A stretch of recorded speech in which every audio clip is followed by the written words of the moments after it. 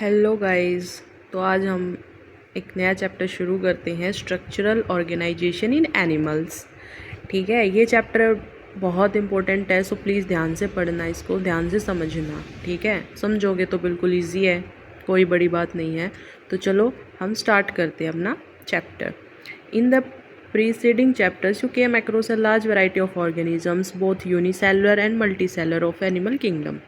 In unicellular organisms, all functions like digestion, respiration and reproduction are performed by a single cell. तो क्या होता है, हमने पिछले कई चैप्टर्स में पढ़ा है, लेकिन वो मैं पढ़ा दूंगी बाद में। लेकिन जैसे हम ऑर्गेनिजम्स होते हैं, ये बोथ होते हैं, यूनिसेलुलर भी होते हैं, मल्टीसेलुलर भी होते हैं।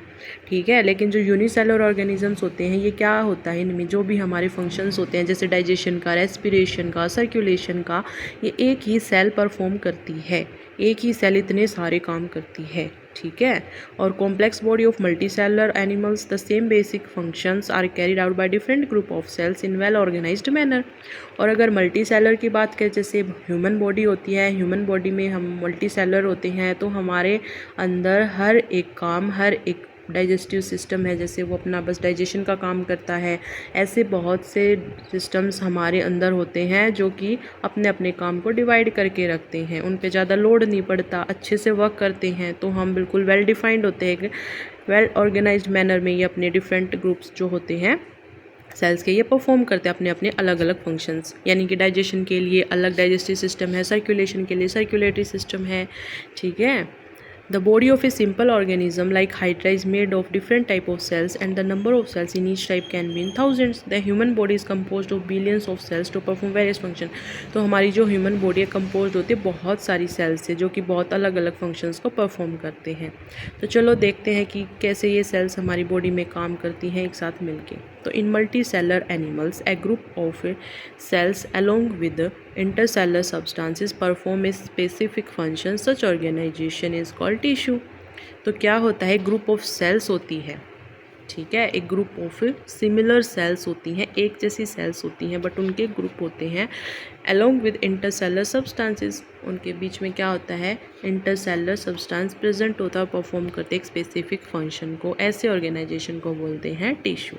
यानी कि अपने कुछ उनके स्पेसिफिक फंक्शन, जैसे डाइजेस्टिव सिस्टम है, उसका केवल डाइजेशन का काम होता है, तो ऐसे ही अपने अपने काम वो डिवाइड करके रखती हैं। ठीक है, you may be surprise to know that all complex animal consist of only 4 basic types of tissues. ठीक है, ये आप पढ़ लेना इतना। ठीक है, बाकी तो यही है, बस इसमें यही बताया गया कि कैसे क्या होता है। चलो फिर भी मैं बता देती हूँ। This tissues are organised in specific proportion and pattern to form an organ like stomach, lung, heart and kidney. When 2 or more organ perform a common function by their physical or chemical distinction, तो उसको बोलते हैं हम organ system. Cells, tissue, organs and organ system split up of the work in a way that exhibit division of labor and contribute the survival of a body as a whole. तो उसके बाद हम देखते हैं हमारा animal tissue. तो animal tissue में क्या होता है, एनिमल टिश्यू हमारा स्ट्रक्चर ऑफ सेल्स, सेल्स के स्ट्रक्चर के अकॉर्डिंग हमारा 4 पार्ट्स में डिवाइड है, epithelial, connective, muscular and neural. तो सबसे पहले हम पढ़ेंगे एपिथेलियल टिश्यू। तो एपिथेलियल टिश्यू क्या होता है, एपिथेलियल का क्या काम होता है और इसका मीनिंग क्या होता है, चलो हम देखते हैं। तो एपिथेलियल टिश्यू जो होता है, ये होता है हमारा रेस्ट अपॉन। इसका मीनिंग क्या होता है, रेस्ट अपॉन, अपॉन मतलब ये क्या करता है कि दूसरी सेल्स पे ये रेस्ट करता है, आराम फरमाता है। ठीक है, तो चलो हम इसके बारे में थोड़ा सा पढ़ लेते हैं। We commonly refer to an epithelial tissue epithelium, तो हम इसको एपिथेलियम भी बोलते हैं। This tissue has a free surface, ये हमारा फ्री सरफेस होता है इसका। ठीक है, which face is either a body fluid, या तो ये हमारे बॉडी फ्लूइड को फेस करेगा या फिर आउटसाइड इन्वायरमेंट को, और प्रोवाइड करता है कवरिंग और lining for some part of the body.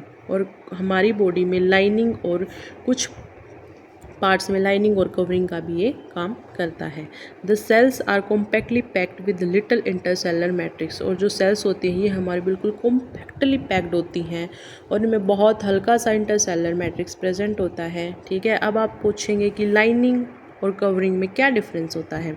तो क्या होता है बच्चों, जैसे चलो मैं आपको समझा देती हूँ।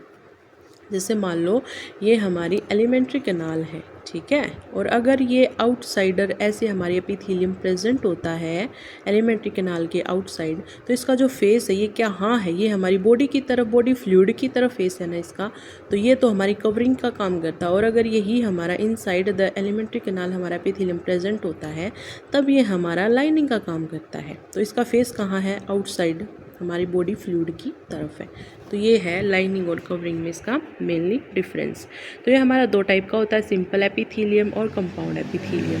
तो सिंपल एपिथेलियम कंपोज होता है सिंगल लेयर ऑफ सेल्स और फंक्शन क्या करता है, लाइनिंग फॉर बॉडी कैविटीज़, जो हमारी बॉडी कैविटीज़ होती हैं, डक्ट्स होती हैं, उनकी लाइनिंग में हेल्प करता है। अभी बताया ना मैंने लाइनिंग और कवरिंग में क्या फ़र्क होता है, तो ये हेल्प करता है उसमें। फिर होता है the compound epithelium consist of 2 or more cells and has a protective function as it does in our skin.